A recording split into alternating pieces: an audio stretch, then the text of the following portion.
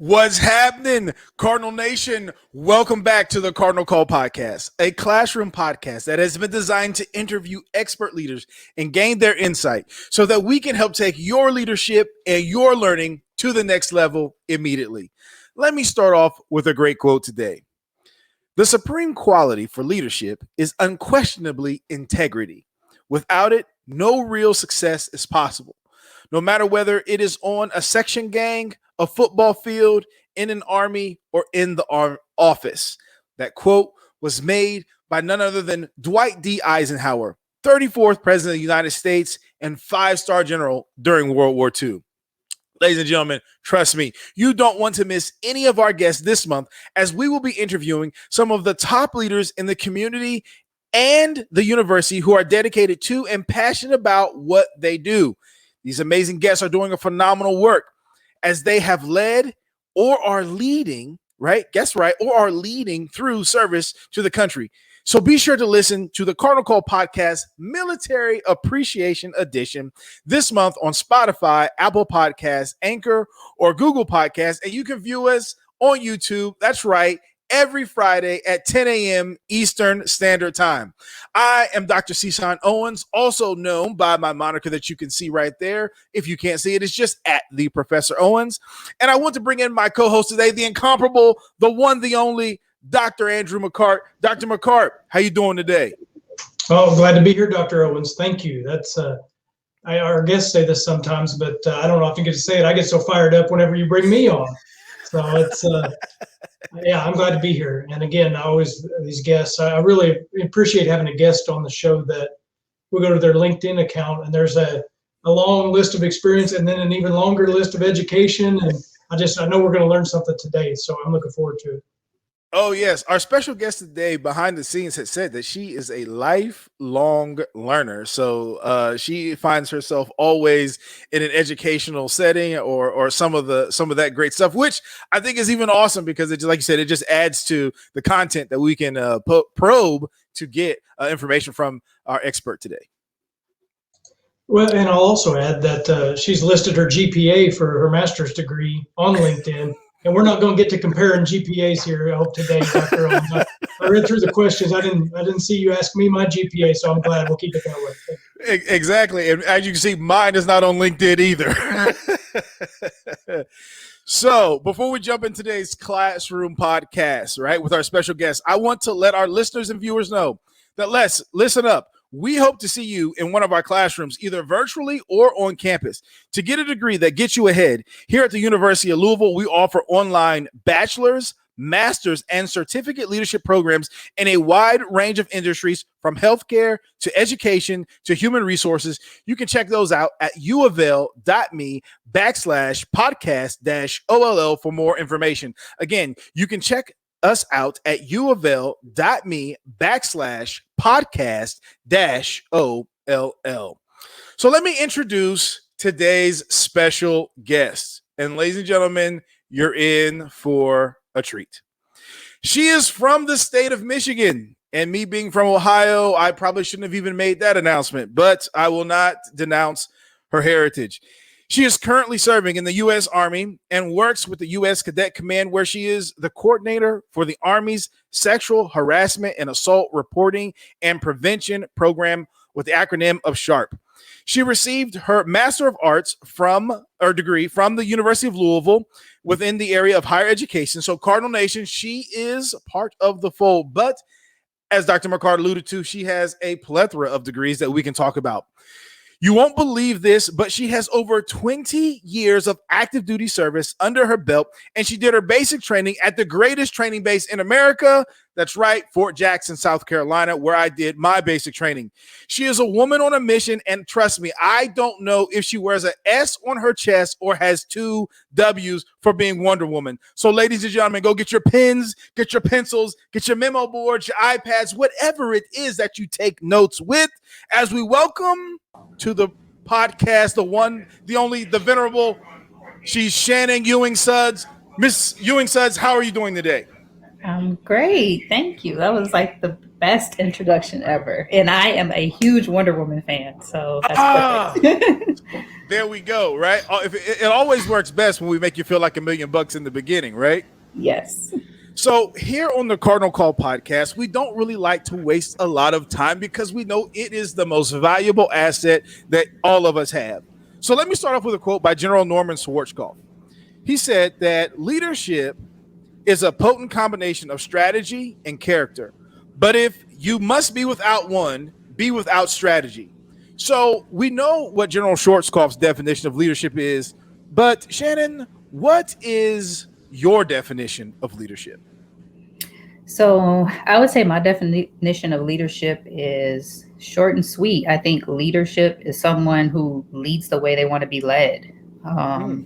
I think that, great leaders lead by example. And if I'm leading someone, I want to lead them in the way that I want to be led. So that's what I think great leadership is. Man, that you know what? I say this every time, and it's true every time. We've had a number of guests. They all define leadership differently, although it's somewhat the same, but they all word it differently. And I think the one thing that you said out there that signifies yours is that you want to lead the way you want to be led. Could you explain that a little bit? How do you want to be led? Um, I think that it's important that when you're leading, or how I want to be led too, is never, like I have all these accomplishments and I'm trying to do things, but I should always be reaching back and bringing someone with me and just giving them that same opportunity and showing them that same path and how they can get there. Like there's this never ending, journey up. Well, I shouldn't be doing it alone. I should be showing others how to get there too. So, Okay. I love it. I love it. Dr. McCart, what you got? Well, thank you for that. And it should be a never-ending journey up, and but that doesn't always mean it's a straight line, right, Shannon? It could be some. mhm. I got an email from a student right before we started here saying I could use a pep talk. I'm lacking inspiration. I've gotten busy, and I think it'd be good. I know that he does listen to our podcast at times, but could you comment on that a little bit about your journey? And I'm sure it wasn't a straight line. There's anybody that's made it anywhere has setbacks and falls down a few times and picks themselves up more times than they fell down. So could you comment on that just a bit?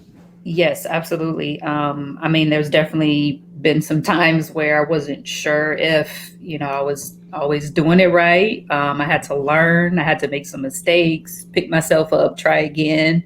I can say I've had some great leaders that, taught by example, and I was able to learn from them. And I just want to like pay it forward and do the same for others. Well, I wanted to ask you about some of those great leaders you've been around, and as I mentioned before, and I know you're in the background studio when I was talking about all the different experiences and education that you have. I'm sure you heard that, but could you along those lines, and is it Action Jackson, Ford Action Jackson? Is that what you call it, Dr. Owens? Or what you call it here? So some people call it relaxing Jackson, but there's not a lot of relaxing going around there. But there's a lot of action. It is Action Jackson. Okay, relaxing Jackson. Anyway, well, Shannon, from there to the University of Louisville to I believe Bradley that I saw. That's Bradley University. I mean, you're come in contact with a lot of people. Who are some of the folks that best exemplify your definition of leadership, and where did you learn from them, and how did who inspired you along your journey? So there have been a lot of people, but recently I would have to say that I don't know if you all know Dr. Pfeiffer. She has actually been a great mentor to me. She was, she leads the MET course with Dr. Sun, which is where I met her.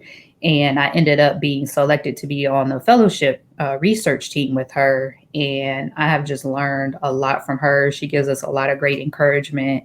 And she was actually the one that helped me and encouraged me in how I made the decision to go ahead and get my doctorate degree.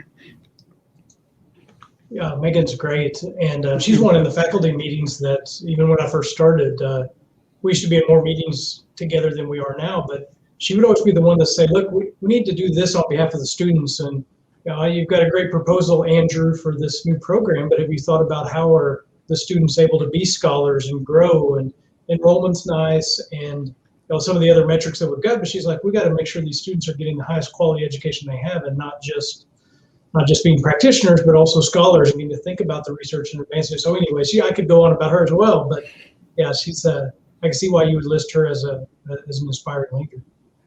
Yeah. So Dr. Owens, please. Yeah, so you've told us about your journey. You've told us about your definition. You even told us who, right? Dr. Pfeiffer, and I am on a search committee with her right now, so I concur. She is a phenomenal individual. So let me ask you this. What are 3 traits that you think that up and coming leaders need to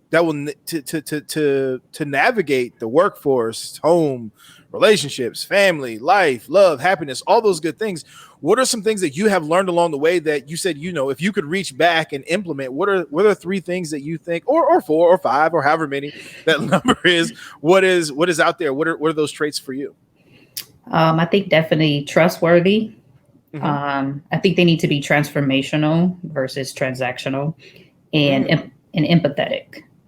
Being in the military for 20 years, when I first joined, leadership was all transactional. Like, you do this because I said so. If you don't, you're going to do these push-ups. Whereas I'm glad that we have transitioned into a more transformational leadership style in the military. And I think that's important because we want to transform individuals into becoming leaders, and not just all about this transaction of you do something or you get this punishment, and I think trustworthy is important because, you want the people that's working for you to trust you and know that you have their best interest at heart. And I think being empathetic is important because, sometimes people have a bad day. Sometimes people have things going on in their life. And if you're not understanding and caring and have empathy, I just think that being empathetic will go a long way. So I just want to ask a question about this. So when you joined the military, you said that it was a bit more transactional. Did you think that your leadership style at that time was transactional as well, or what you felt like you were always transformational and it was just really hard for you to kind of wait until that transition kind of really took over in the military? I definitely think in the beginning I was transactional because that's what I was taught. That's what I learned from. You do as you see others do. And it was probably like when I first became like that sergeant, and you get your stripes, and now you get to have somebody you're in control, you're leading. And I think I only had like 2 soldiers at the time. I had no idea what I was really doing. Kind of like had to learn, definitely made some mistakes. And I had, leadership that taught me, okay, well, maybe why don't you try to do things this way, and you would get a better reaction. And definitely learned to begin to be more transformational. So, and then it was like, and that's kind of where I got like the, lead how you want to be led. Got you. And so what would you say now? Would you now say that you have successfully navigated the transactional waters? You have left that part behind you? Or is there a little bit of transaction still in you that just wants to tell somebody to do a half right face, front leaning rest position, move, and start the cadence? I feel like transactional leadership just doesn't work, especially in this generation. Like back when I was, coming up, it was just like, you did it because I said so. Where now it's like, these kids want an explanation. You got to explain it. You got to break it down so they understand. And they have all these questions. And I mean, even in my own house, my son, I have to be transformational with him. I can't just be like, using the knife hand. You got to do this because I said so. That's good. Dr. McCart, what you got? Yeah, thank you for explaining that. And that goes into our next question here on learning, and as a lifelong learner. And just so the audience knows, in case they're not on LinkedIn, Master of Arts, Master of Science, Bachelor's of Science, Doctor of Education, and a Pat Tillman Scholar, which is what your shirt says also. Could you tell us a little bit about that before I go into this next question? What does that mean? How did that? I'm not familiar with that. So if you could just tell us a little bit about it. Obviously, it's important. You got it listed and you wore the T-shirt. So please. Yes. So Pat Tillman, if you don't know, he was a football player for Arizona State. After 9/11, he said he quit playing football, joined the Army, infantry. He said he wanted to serve his country, do his part. Unfortunately, he ended up getting killed. And his family started the Pat Tillman Foundation to help soldiers, veterans, and spouses with scholarships to continue their education. But they don't just give anybody a scholarship. It's, a long application process. Thousands of applicants apply. Last year when I got selected, out of thousands, there was only 60 people. So like when you find out, when you get that phone call that you got selected, you're like, wow. I don't know if anybody know Dr. Kim, who was like a special forces ranger, now astronaut, who's also a doctor. Like he took all the jobs. He's a Pat Tillman scholar. Like, just being able to say like all these amazing people that that are Pat Tillman scholars, and they help you, pay for your education. So ended up not having to pay for my last 2 classes at U of L because they helped with that. So that was great. And yeah. Well, that's great. Thank you for telling us about that. And as you say, they don't just give those to anybody. It's a long process. And so thank you for elaborating on that. And so the question is, and you mentioned sort of the younger generations, once things explained to them, has a lot of questions. And, I had a pretty good growing up, but we didn't always get to ask a lot of questions. There was always there was a way to do it sometimes, especially if we were in a hurry. There's a way to do it. But I wanted to ask, how do you think learning has changed and is changing in the world today? As a lifelong learner, I think you're well qualified to tell us about that. So please. Yes, I think technology definitely plays a huge role in how we learn today. I mean, knowledge is like literally readily available at our fingertips. Anything you want to know, you could just go on the internet and ask Google or ask Siri or whoever. And I remember being a kid, like if you wanted to know something, my parents would be like, go look in an encyclopedia. You had to go look for an encyclopedia. You had to figure out which volume it was in, and you had to read it and find it, or go to a library and do research. Or now it's so easy. You just type in a word and you can look up anything. And I mean, there's like no reason why you can't learn today. Like it's so easy. It's accessible to us. And I think that is definitely probably going to slowly start to change in the next couple of years. At least I hope. I think that at least I believe that some of our, the brick and mortar way of learning is kind of a little archaic. Everything has changed. Even the toothbrush, has evolved, but we still, education and learning is kind of like still the same. And with the use of technology, I just feel like it's probably gonna, slow journey probably to get there. But I mean, really colleges. I was listening to a video actually yesterday of Elon Musk saying that, and I didn't totally agree, but he said that like college degrees weren't really even necessary. Pretty much just proves that you know how to stay on task and do your chores. Because learning is like literally at the fingertips now. You can just go online and learn everything. I still believe that college is necessary because yes, even though you can learn anything online, I feel like college helps you put learning into practice. So it's one thing to just like learn what you're doing, but do you know how to put what you've learned into practice and apply the skills that you've learned to actually put it into practice? And that's where like that degree comes in, saying that like, okay, I got this degree, I'm certified, I've learned this information, but I can also put it into practice. So yeah, I think that's a big part of what higher education is going to have to do to stay relevant is be that bridge between information and industry. I was this was last summer, but I was studying for a Six Sigma certification, and I came across something that said in the last 2 or 3 years, there's been more information generated than in the history of mankind just recently, because there's so much information, but it's not necessarily intelligence, or it's not necessarily useful data. And I think that's a big part of what learners have to do, is to figure out how can how can I make sense of all this? Is this useful other than just, or is it trivia, right? And I think a lot of it is trivia. And so but we could get into that. I don't want to derail us too much, but I think you make a great point there of making sure there's practical knowledge. And universities, I think, have to, I guess I will get into it just a little bit, but I think universities have to, until there's like a certifying body such as Google has their own certifications so that you can work at Google. But for right now, higher education serves as that kind of accrediting body for everyone else if they don't have the manpower, the curriculum to certify their own workers. Higher education serves that role. Yes. And has to do it to stay relevant. So, Dr. Owens, please pull me down off the soapbox and ask another question.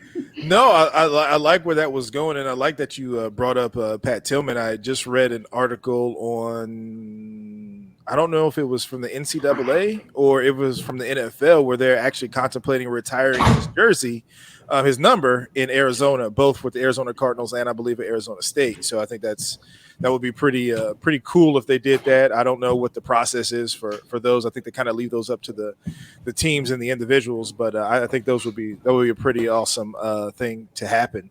But going on with learning, so we know that the military does a great job of teaching and trying to encapsulate some things. But I say three things, and I always say threes, but it could be four, it could be five, it could be seven, right? What are a few things that you learned during your military service that you wish others entering the workforce would know or should take with them?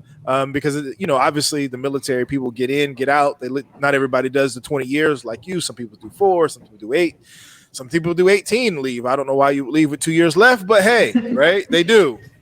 So what are a few things that you learned that you think that will be very helpful as you transition, or that you would wish others would know as they transition into the workforce? I'd say mentorship. I mean, of course, mentorship is huge in the military. I think it's very necessary and important. Just like I said earlier, always having that ability to be able to mentor somebody and bring them along in your journey and show them, whatever it may be that they want to do, showing them different avenues and how they can get there, and helping them hopefully succeed at whatever it is they want to do. Motivation. I think that you have to be motivated about what you're doing, or people won't, believe in whatever it is you're doing. Like, I'm passionate and I'm motivated about my current career and my assignment and what I do. And if I'm, teaching a class or doing training, if I'm just up there and I'm like unmotivated and I'm, like the dry eyes guy, people aren't going to pay any attention to me. But, if I'm engaging with the class and I'm getting them motivated, they're going to be like, yes, sharp and sexual harassment and assault is important. And we want to make sure we're not letting this happen in our military. And, they see that I have a passion for it, then others will want to do the same. I like to call it the vacuum sales pitch. Like, I had the Kirby guy come to my house and he was so motivated and passionate about that Kirby. I own a Kirby vacuum because I believed in him. So, and then the last thing I would say is morale. Okay. Just when you're in like a group and you have great morale, you wake up every morning wanting to go to work and you're excited about going to your job. So. Okay. So we got mentorship, motivation, and morale, the 3 M's, right? I think that's good. I think mentorship, I think you're right. I think mentorship, it keeps time. As I noticed that we tie everything kind of back into your definition of leadership, when it just is lead like you want to be led, and you want to be led because you want someone to actually, be that person that goes ahead of you, that kind of clears the path to say, this is the right way to go. And I like the fact that you said you tied motivation in with passion. I think that's something that, I don't know. I'm an ultimate optimist, so I always believe people should love the jobs they have or love where they work. I understand some people don't, but I think that when you do it makes a big difference when you get up and go to work every day. I've known since I was the age of 12, I wanted to be a college professor. So getting up, teaching class, grading papers, listening to evaluations that me and Dr. McCart talk about all the time. Some are great, some, are not so great, but they're there. But it's what I love doing. And so I take that and I get better from it. I get better from, I guess the old saying is true. You get better from your losses than you do from your wins. You learn more from your losses than you do from your wins. And I learn more from I hope I don't get as many bad evaluations, but I do get better as a professor because I'm passionate about what I do and I want to be good at what I do. So I think that's critical. So Dr. McCart, what do you got, man? Well, it's on the topic of evaluations there, that feedback is the breakfast of champions is what Ken Blanchard said. And it's tough sometimes. I mean, we want good feedback, right? We want people to like our lecture. We want our pants to fit. That's another form of feedback. We don't want to start outgrowing our clothes on the sideways direction, but there's a lot of feedback in life. And so that kind of leads into our next question here about the best data points and assessments that you use, Shannon. And I just want to say a little bit while you think about that question. From your bio, your profile here, you're a certified information technology specialist, lots of years of experience in cybersecurity, information assurance, acquisition support, leadership. I mean, you are no stranger to data. And I just want to kind of going back to my point earlier about how there's a lot of information, but is it useful or not? And how do we, as a leader, as someone that's accomplishing a lot, when you can take this in any direction you want, whether it's in the military and education, personal life, what are some good data points and assessments that you use to measure your success and the success of your team? Well, you kind of already said feedback. That was one of the things I was thinking about right away. If I'm supposed to complete this task and I complete it, and then the feedback that I get, I definitely, like at the end of all my training, I always ask, questions about how the training was. And I think feedback is very helpful in just always ensuring that, it's okay if you have to go back and make changes and do it different next time, because you want, at the end of the day, your audience, you want to make sure that they were receptive of the information that you're trying to give. I did a sharp training one time and someone asked, why is there like all this information out there for women, but we don't see anything for men? So I'm like, that's a good question. So I started going back and finding websites that had, support for men victims as well. And, it kind of like took that moment for me to think about, that men can be victims as well. So yeah, I think feedback is very important. In the military, we have evaluations that we use. And when you first get to an assignment, you sit down with your supervisor and you lay out what it is you want to accomplish in that year, because we get annual evaluations. And those goals may change throughout the year. This is what I expect. Let's, you and him or her sit down and create goals that you want to accomplish in that year. And you try to accomplish those goals. They may change. You may not accomplish some. And so I think that evaluation system that we have, it's working pretty good now. And feedback, I think those are two important.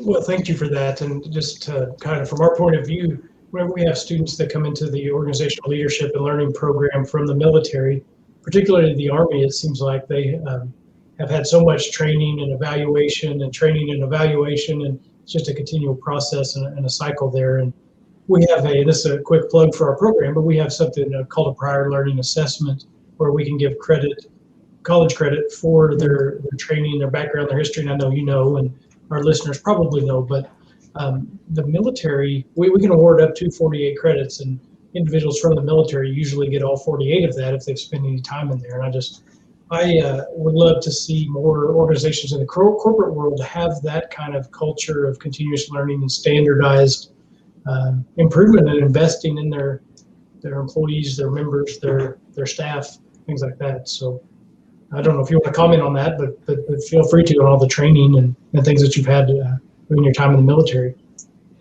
Yeah, that's definitely true. I was going to also say that we do like focus groups a lot too, just to, ask questions and get their perspective on different things.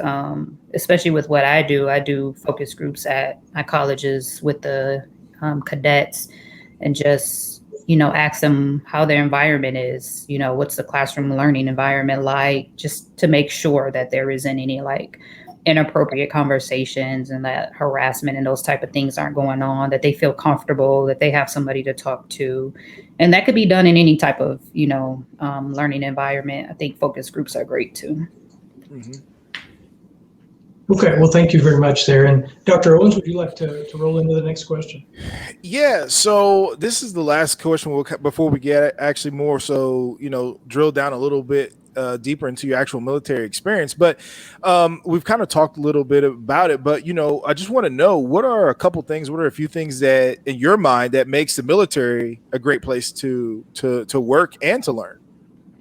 Well, I mean, number one, it's a great place to learn because you get free education, which is one of the reasons why I joined the military. So you get that free education, free training. Mm-hmm. And not only that, you learn all these life skills. So yes, everybody has a different, what we call MOS or your job, but everybody learns like leadership skills and finance skills and coping skills, resiliency. There's just all these different life skills that you learn in the military that not every organization is going to, necessarily take time or have the time to teach their employees or students at an institution. So, I think it was just great learning some of the life skills that I learned. I think that it definitely helped me come out of my shell. I was very quiet and kind of withdrawn when I was younger. The first time I had to speak in front of a group of anybody, I was wanting to throw up. So I went from that to this person that can't stop talking now. So. That's good. Anything else? And just kind of our little family dynamic. I feel like, mm-hmm. As soldiers, we kind of have this family dynamic that we have, and cohesiveness, working as a team, especially when I have a great team. I've been fortunate that, I don't know if it's maybe because I'm in the IT world or what we say signal. I've had some pretty great assignments, worked with a lot of civilians. So I still kind of had, I wasn't so military focused all the time because I work with civilians a lot too. So I feel like my transition really isn't going to be that hard because I actually, in my career, I've worked with civilians a lot. I was just laughing with one of the infantry guys I work with because he was talking about his experience and being deployed and doing all these missions. And meanwhile, I'm over here 20 years and I never even been in the field. So I was like, I don't know if God knew that I can't do bugs and dirt, but he saved me from ever having to go to the field. So you've never been in the field? No. The first time I got in a Humvee was on a deployment, and I asked for a key and everybody laughed, and I didn't understand because I didn't know that you just turn the button and you drive. Yeah. Wow. Okay. So I've had a great experience in the military. I can't complain. They've taken care of me, and I appreciate the 20 years that I've served. That's awesome. I mean, that's rare. I think I don't think that's not going to be everybody's experience, unfortunately. So all our listeners out there, if you're in the military, you probably will end up in the field, IT or not. But yeah, and I'm pretty sure some people are listening what did she just say? Yeah, they're gonna try to get you in the field before you finish transitional leave. I think that would be a great separation. Got 2 minutes left. It's not gonna happen. All right, awesome, Dr. McCart. Well, I wouldn't know how to start a Humvee either, so don't feel so bad, I guess. Yeah, but so I want to ask you a question again, sort of on the learning, but really related to military. What do you see changing as everything that we've been through as COVID over the last 18 months or so, well, 15 months or so, depending on when you start the clock. But so the question here is, what do you see happening in the landscape of higher education as a result of COVID that will change how military education practices will operate moving forward? So we're asking you to predict the future from a 100-year pandemic and a lot of uncertainty, but do you have any thoughts on that, or what you've seen change? Are things just going to go back to normal, or what do you expect to see? I mean, one of the biggest changes was realizing that we can all pretty much do our jobs from home. I mean, unless you're an essential worker, like, of course, healthcare providers and military police and those kind of positions. I think that it definitely has, and I'm hoping for the education side that maybe more, colleges will have more programs online. We got it done. I mean, and just seeing that, like, you don't always have to be, in the chair at the table with someone teaching, that we could, when you have that single parent that's working and wants to go to school but wants some education, that it can be done from home. Because I know there's a lot of colleges sometimes that'll have degrees that you can only take in person. So I'm hoping that in the future that maybe more, and I understand like some people need like that, in classroom experience. And we can still do it like we're doing now, in a virtual environment, where you can see face to face and have that interaction, versus like the autonomous learning. So yeah, I think that, hopefully more STEM, especially, degrees will be available online, since we know that we got it done during COVID. So why not just keep pushing it, especially for those that can't necessarily go to a campus and learn. You make a great point. And before I came to the University of Louisville, I taught at a college of technology, and it's Purdue University, and they have, I'm not totally in touch with what's going on there, but you make a great point that Purdue's still in business, right? They're still doing their engineering technology and things like that. And the STEM field, especially for women and underrepresented minorities, that demographic needs to grow, or that discipline needs to expand to more parts of the population.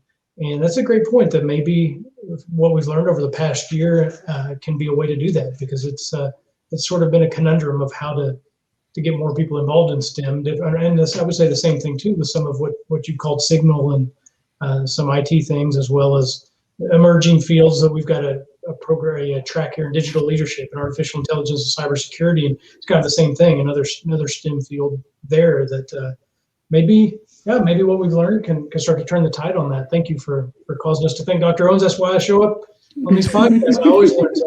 So. Well, because the research that I actually did with Dr. Pfeiffer, it was the Hispanic experience in ROTC programs in the Southwest, and just doing all the research about some of the Hispanic communities, and a lot of them are working at 15 or 16 years old because maybe their parents are immigrants and can't work, and they have to stay at home. And as bad as they might want to go to college, they need to stay at home. But it would be great if they could go, maybe down to the University of Florida or some other state. And if that opportunity was available for them to do it in the comfort of their own home, where they can still work and help out with family and all these other obligations that they have, like, that opportunity would be great. Yeah, that's a great point, that even when these things are available, or there's a makerspace in your town, or you can log in, it may not be, for one, you may not know of it. And we talk about this with health literacy, and there may be, even in the shadow of all the U of L health buildings downtown, they might as well be on the moon for some people, because they don't know how to get in there. They don't know how to interpret the insurance. Their idea of primary care is going to the emergency room, and that's expensive for everybody. And so anyway, we could get into that, but it's a great point there, that even if the resources are in your town, you may have to be working, supporting your family, or you may not know of it. And so we need to do better as educators and administrators to get the word out there. So, well, Dr. Owens, please take it away. Yeah, I mean, I think you guys, listen, I was sitting here taking all these notes, writing down. Listen, I kind of forgot what my next question was, but luckily it's right here on my screen next to me. I was kind of enthralled in that conversation. But my question is this, it's really simple. I'm sure when you were in the military, you probably, I don't know, you had many options. I don't know if you went through Go Army Ed, or if that's even out there still, or whatever the case may be. But, what made you choose the University of Louisville for your institution to continue your education? So I like to say that University of Louisville found me. Yes, that's what we do. That's what we do. So, and it was actually like a crazy off chance that I even got to go to the MET course. So, for anybody out there that don't know, in order to be an instructor in an ROTC program at a college, the Army and U of L teamed up together and created the Master Educator course. Mm-hmm. So, at the time, my operations sergeant and my XO, they were trying to figure out, they needed to fill this seat, and they was like, we don't have anybody to go. So my XO looked at me and was like, Sergeant Ewing, you like going to school? You want another degree? And I was like, is it going to be paid for? Absolutely. So I went through the MET course and then found out that I was going to get like 4 courses completed through the MET course, and that I would only have to take like, what was it, 4 more, maybe 4 or 6 more to complete it. And then I got selected to be on the fellowship team, which was 2 more courses that I didn't have to pay for, and became Tillman Scholar, which was another 2 courses that I didn't have to pay for. And I'm like, I might as well finish at this point. So yeah, I always like to say U of L found me, and it was a great experience. So. And you were alluding to us even our online capabilities and things of that nature. Not that mattered in this instance because you were going through MEC, but from even from some of your other degrees that you've attained, has the ability to be online, has that helped you? Has that positioned you think better for once you finish your next 48 hours and transition out of the military into your new role? Has online been just better suited for that military life that you led? Absolutely. Being able to complete, 3 college degrees completely online. I did take a couple of classes like here and there when I was at Fort Rucker, Alabama. I took like a biology class, I think a math class, some of the, of course, harder classes that I felt like I needed to be in the classroom so I could listen, pay attention, write these notes.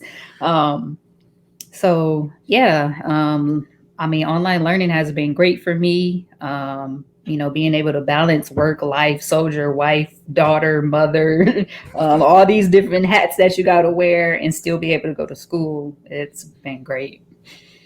That's amazing. That's amazing. So Dr. McCart, what do you have? Well, I just want to say just something from our family history. My dad was in the Army, and he used every penny of his GI Bill, and he said that really was a game changer for his life, and really for mine as well before I was even around. But the fact that he was able to just continue to put that to work, and it really did make a lot of opportunities for him. He became a police officer, but he was able to kind of climb the ranks in the state police because of his service in the United States government, what they were willing to help pay soldiers for the work that they did. So I commend you for that. And I know not everybody takes advantage of that, but I always, it seemed like it's right there. Might as well take advantage of it. Right. So, right. Mm-hmm. Yeah. So why did you choose U of L for an institution to continue your education?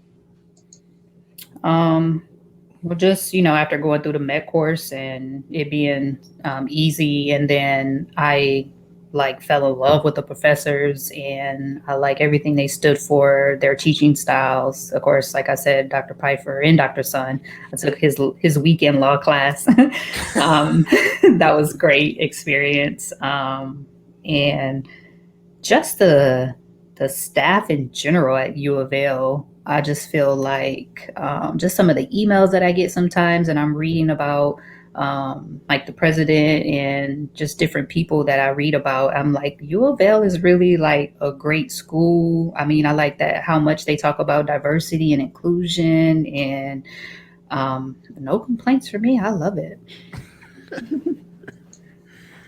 All right. Well, thank you. And so I want to be sure that we get to this question as part of your background here and part of the current work that you do. Could you tell us a little bit about being a sexual assault response coordinator?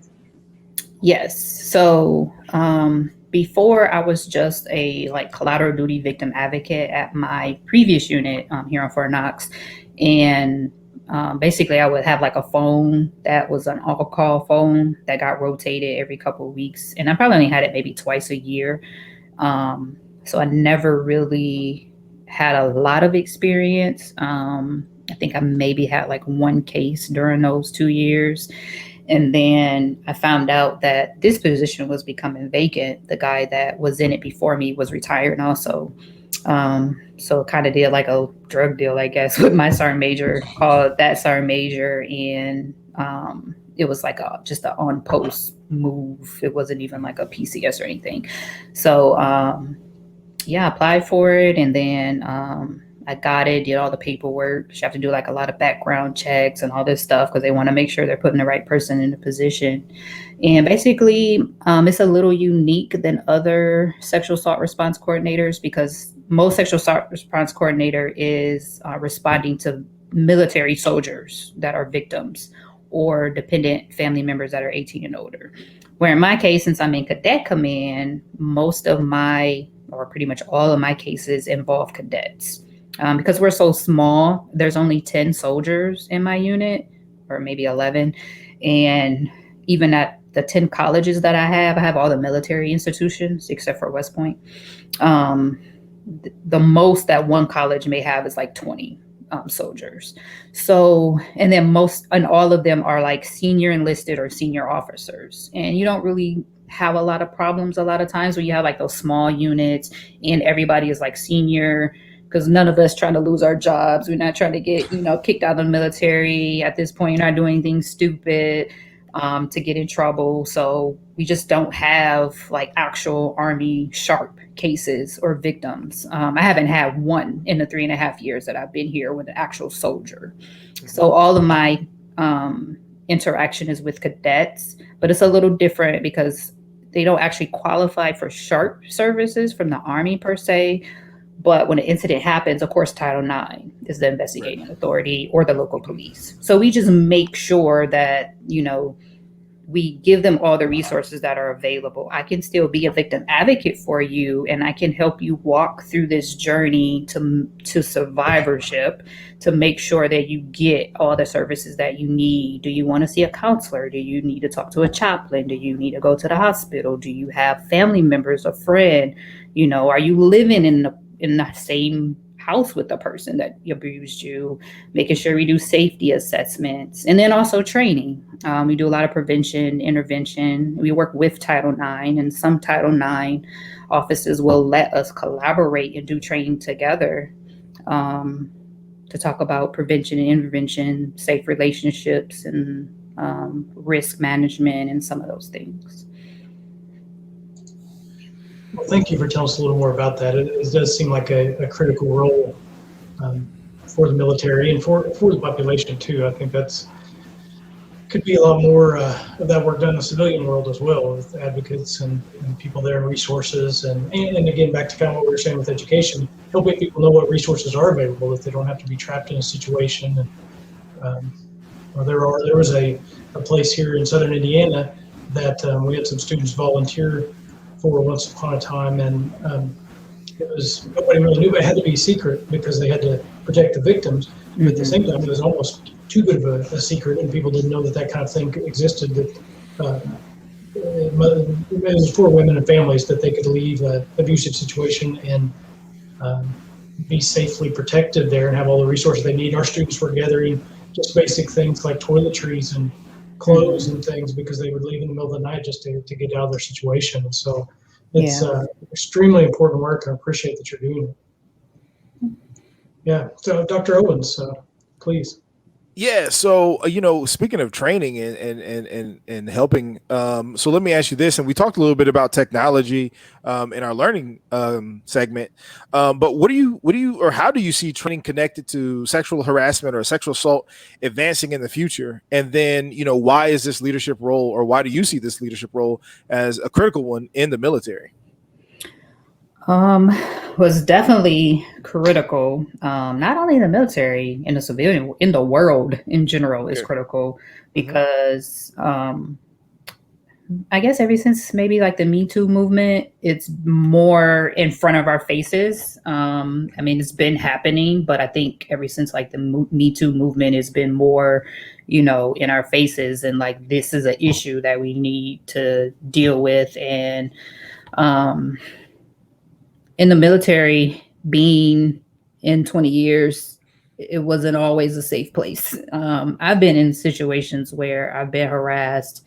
Thank God I've never been sexually assaulted in the military, but I have been, harassed, had some inappropriate things said to me, which is why I decided that I wanted to be in this position, because I want to be that changed agent and a voice for those that are coming up and know that, like, I don't want you to be afraid to join the military because you're going to be raped. Because I've heard, a young person say that, like, I'm an ROTC cadet actually, said that to me before, that, they're in ROTC, they want this military career, is what they're really passionate about, but they have had, especially after Vanessa Guillen and those kind of things, that, they're afraid. And I want them to know that there are other people, a lot more like me, that are here and can be a voice for you, and to let you know that there's those bad apples that are out there is what me in this role in ROTC is where, lieutenants or cadets go through college and then they become lieutenants. Well, if we can find those bad apples and not allow them to be in our military, that's part of my job too, making sure that if we have an individual that is having some type of, misconduct, and Title IX comes back and finds it, they're usually disenrolled from the program. Gotcha. Because we don't want somebody in our military that is going to bring the morale down even more and, cause problems for us. So we want to make sure we weed out those that maybe this just is not for you.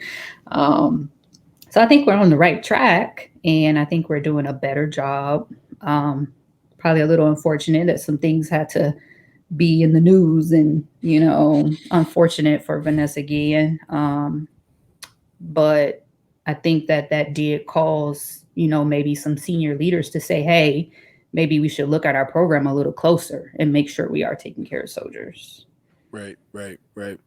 And so what about training? Do you see, with the use of technology, you see things changing moving forward?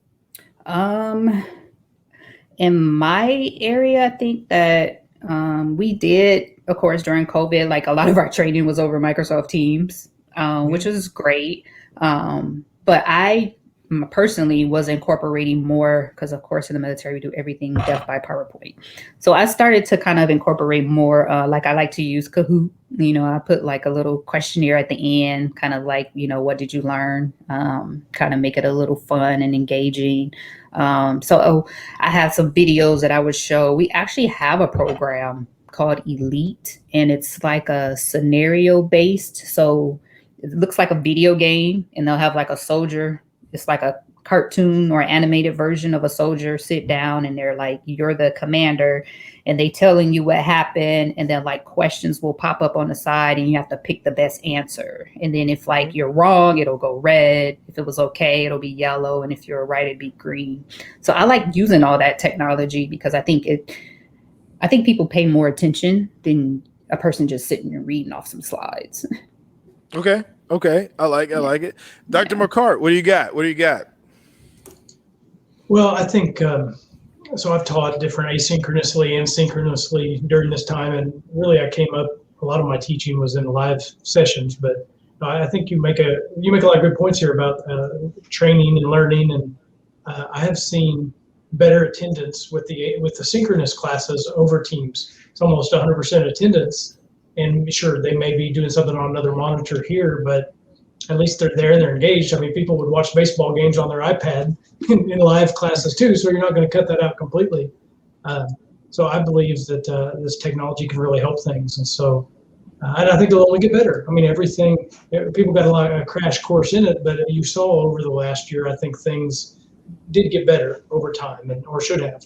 And I think now that we're seeing how we don't all have to fly across the country for a meeting, or we don't have to drive across town, or even sit in traffic to 20 minutes or walk between buildings even. There's just so many efficiencies that we've realized things can be at least 80% as effective and 15% of the cost or better. So yeah, I think that's great. And it's fun to hear your take on, as someone who's a lifelong learner, and to hear, and a trainer, what's possible out there and what you all are doing, your perspective. So Well, Dr. Owens, you're known as the fun one of this dynamic duo that we've got here, and I see you've got some fun questions in a segment here near the bottom of our script. And would you like to jump into rapid fire and fun stuff?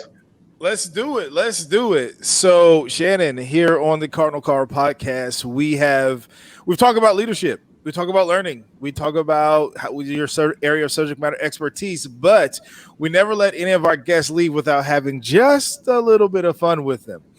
So, what I have is 5 questions. We call it rapid fire. 5 great questions. All I need you to do is answer it with the first thing that comes to your mind. It may be funny, may not be funny. Who knows? Are you ready for rapid fire, Shannon? I'm ready. Here we go. Rapid fire, round 1, first question.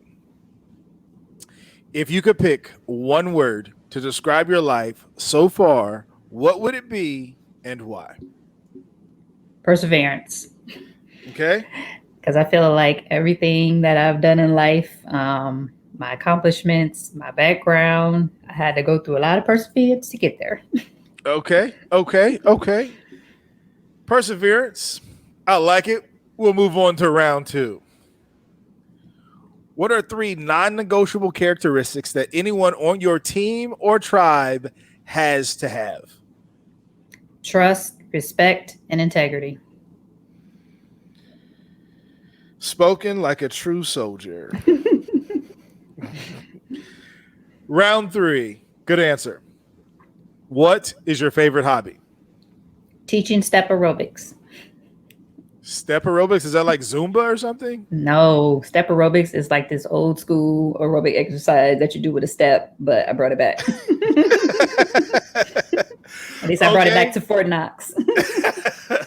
I like it because that was a good one. All right, here we go. If you weren't leading in the military, what would you be doing as a career? I would definitely like to have my own nonprofit organization where I help underrepresented students succeed in college. Okay. I like it. Last one, round 5. Here we go. Rapid fire. This is the one that kind of sticks to everybody, but I think you're gonna get this one. If you could sit with your 13-year-old self, what would you tell her? Any no just means yes later. Ooh. Okay. Care to elaborate on that? I feel like anytime somebody tells you no, that just means you got to keep trying so I can get a yes later. Okay. I like it. You've successfully navigated rapid fire, but we have one more question that is looming in the atmosphere that I have to ask. We've asked every guest this question, every single guest. It has stumped most of them. So I have no doubt, Shannon, you're going to be next in line. However, you could prove me wrong. I said most, not all. So I'm sticking with this fun question, and here it is. If your life was the title of a book, made up or real, what would it be and why? It would be called Don't Do It Any Different. Ooh. And I say that because I believe every single mistake I've ever made in life was in preparation for every success that I've made in life. If that was the title of your book, I would definitely add it to my collection. I would pick it up. I would go read it immediately. I'm on this 10-day challenge, so I'd only have 10 days to get through the book.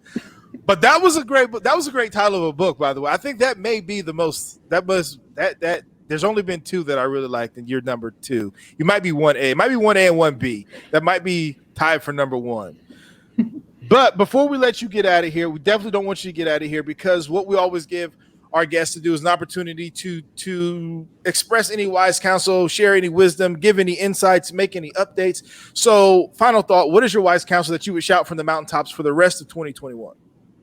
I just want everybody to know about an organization called Final Salute. You can look it up on Twitter, Facebook, Instagram, LinkedIn, and it supports homeless women veterans. And there is a competition, not a pageant, called Miss Veteran America. They do it every year. I am actually now their social media coordinator, and I competed in 2019. The lady that started it was in the military, became homeless after Hurricane Katrina. She had cancer, had to get out of the military, lost everything. Her and her son couch surfed, so she started the organization. If you have some time, just go look it up. It's a very important problem in America. Homeless women, veterans, the numbers are high. You wouldn't believe it. And that's Final Salute. Salute Incorporated. Final Salute Incorporated. Yes. Got it.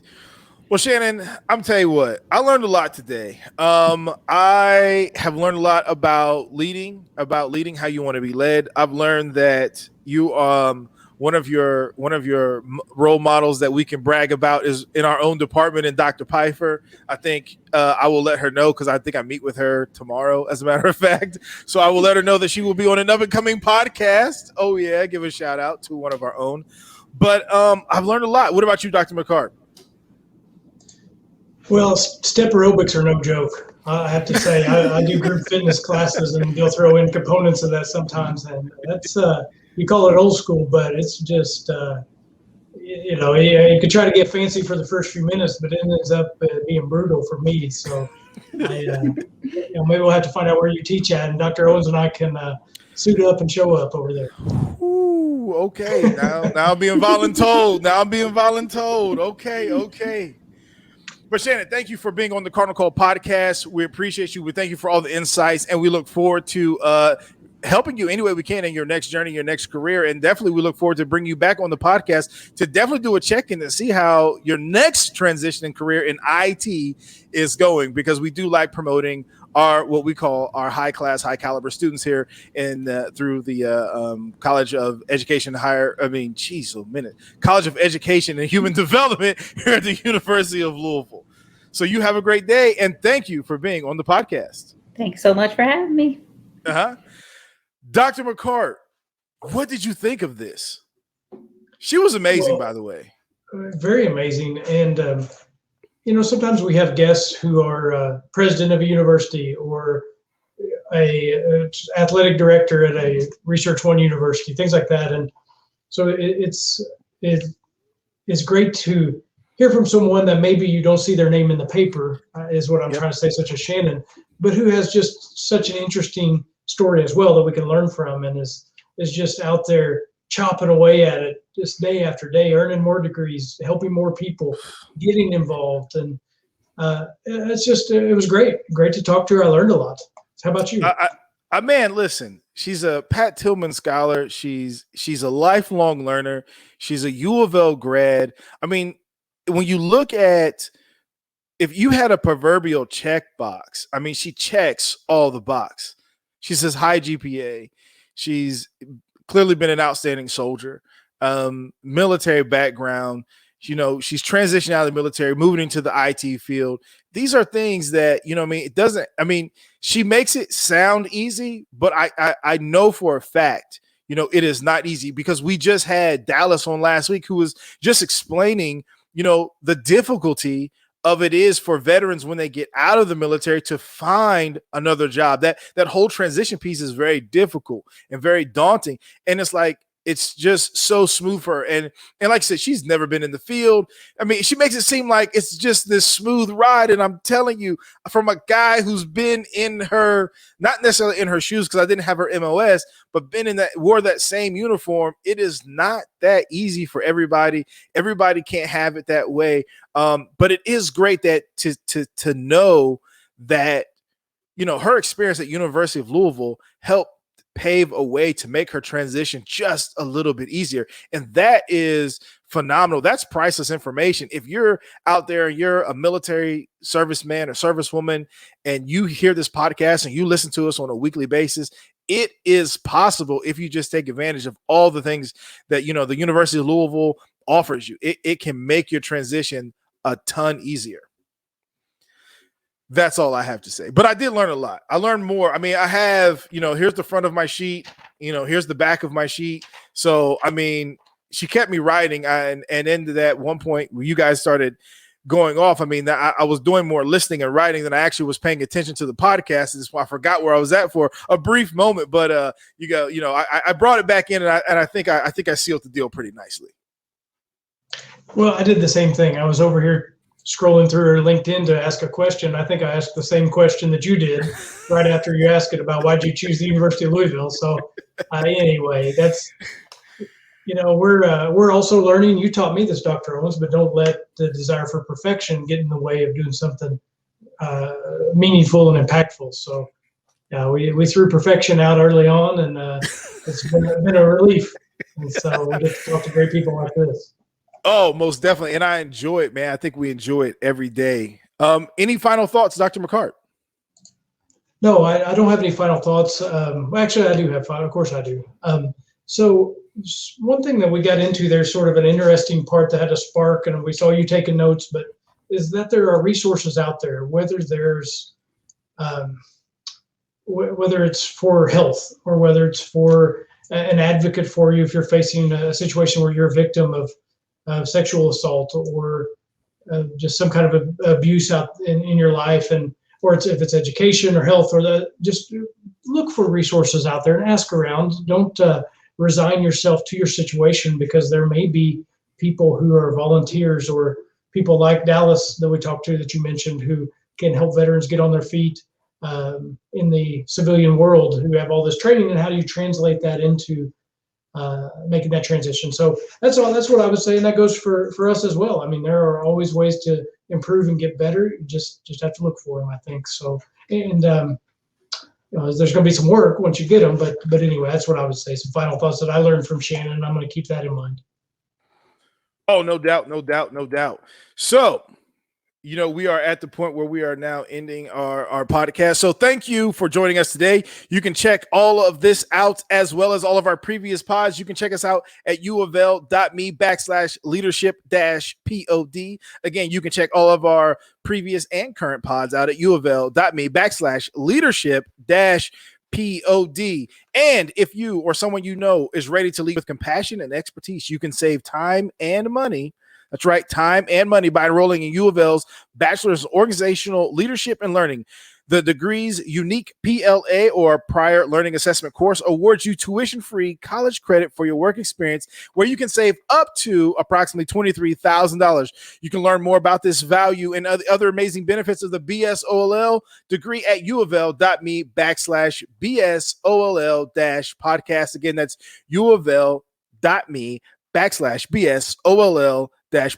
And as we say around here, you can count the number of seeds in an apple, but you can't count the number of apples in a seed. When you teach, you never know how many lives you will influence. So Cardinal Nation, keep leading, keep learning, and keep influencing. And we hope to see you soon. And until then, don't forget to like, comment, download, subscribe on YouTube or any of our platforms that we're out there, so you'll be aware of any and all information connected to the OLL program here at the University of Louisville, as well as to the CardinOLL podcast and all of our exciting updates. Right now, we're kicking off our ambassador program, so you will learn about all of our OLL ambassadors, student ambassadors that can help transition and make and give you a great experience, kind of like our guest Shannon had during the U of L, her U of L experience. So until then, ladies and gentlemen, take care and stay safe.